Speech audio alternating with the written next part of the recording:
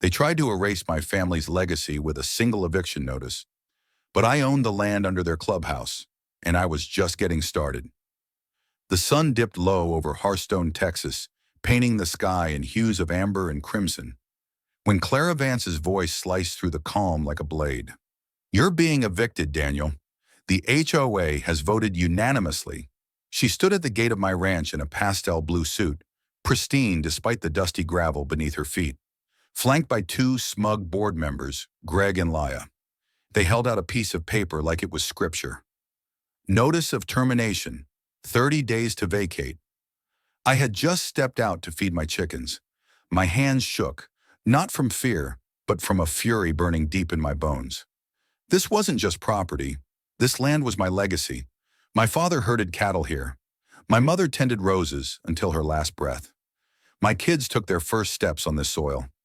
Clara, who'd only lived here 3 years, who drove an electric SUV and installed vinyl fencing, thought she could erase all that with a form and a smirk. Big mistake. What Clara didn't know was that I, Daniel Holt, wasn't just a stubborn rancher on the edge of Hearthstone. I owned the land under their precious HOA clubhouse. And their lease, it was up for renewal in 2 weeks. I walked into their next meeting uninvited and slapped a new contract on the table. Rents tripled, and I'm reclaiming the parking lot. Tell your guests to park on Clara's driveway. The room went dead silent. Clara's face drained of color. That was only the beginning. I'm 54, a widower, 5th-generation rancher.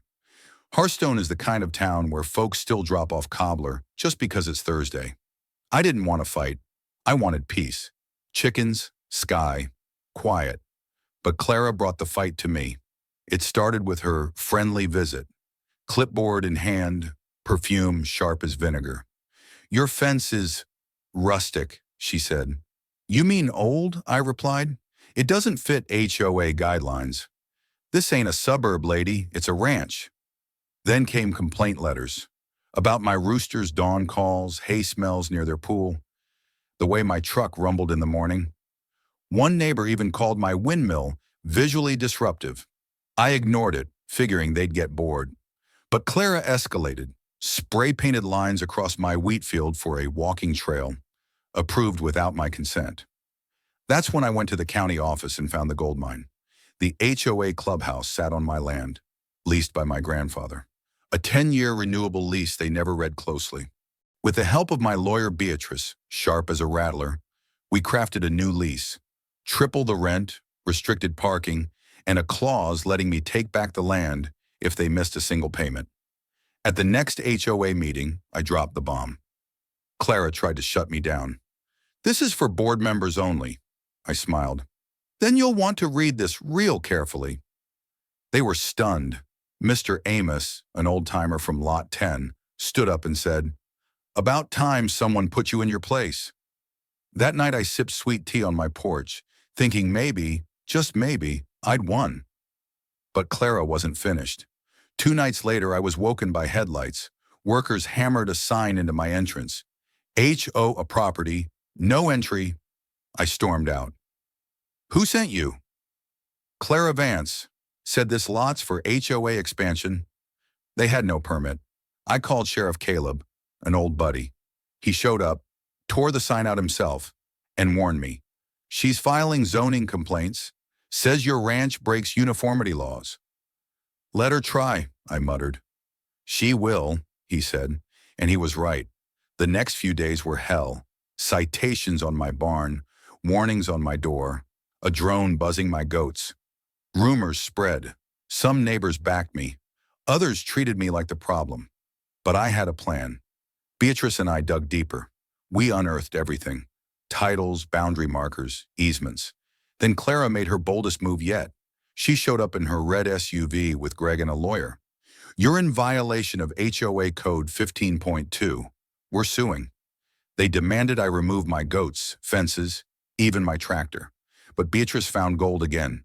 A 1987 lease signed by Clara's late husband, giving my family the right to revoke utility access if the HOA breached lease terms. Guess what powered their clubhouse? The next morning I headed to the utility post with a padlock. But I was stopped. County inspectors, and a man I hadn't seen since my wife's funeral. Senator Victor Lang. He handed me an injunction, signed by Judge Evelyn Hart, Clara's friend.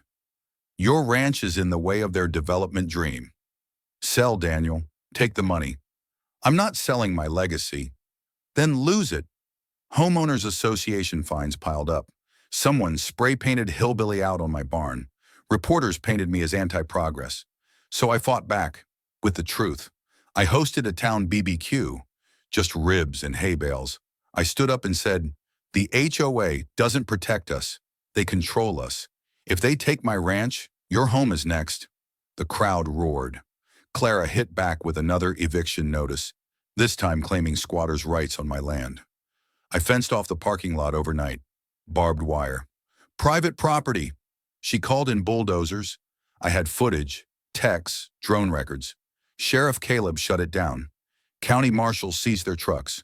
Clara was hit with charges, harassment, conspiracy, and more. But then it got worse. A city official approached. Your ranch sits in our 2025 development zone, Tech Hubs Estates. They tried to rezone me. Beatrice found a 1979 clause protecting my land from forced rezoning without a public vote. So I ran for town council. I campaigned on one promise: keep Hearthstone hours, flyers, barbecues, town halls. Clara, now working for Westridge Holdings, countered with yoga nights and gift baskets. But then I found my bridge sabotaged, planks sawed through, a U-Haul full of tools parked nearby. Inside, Clara's monogram backpack. At the emergency meeting, I showed the photos. They're endangering your kids for condos. The town rallied, rezoning blocked. Westridge sued, claiming I tricked them into handing over the clubhouse land. The trial date fell on what would have been my 30th anniversary with Laura, my late wife.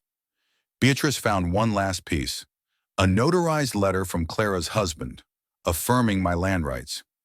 In court, Clara's team threw dirt. Beatrice brought truth. The judge dismissed the case as retaliation. Clara was investigated for fraud. She vanished, rumors said Dallas. Others said bankrupt. The ranch thrived. We rebuilt the barn, with a plaque for Laura. Turned the feed store into a co-op. Kids came to learn. Wheat fields glowed gold again.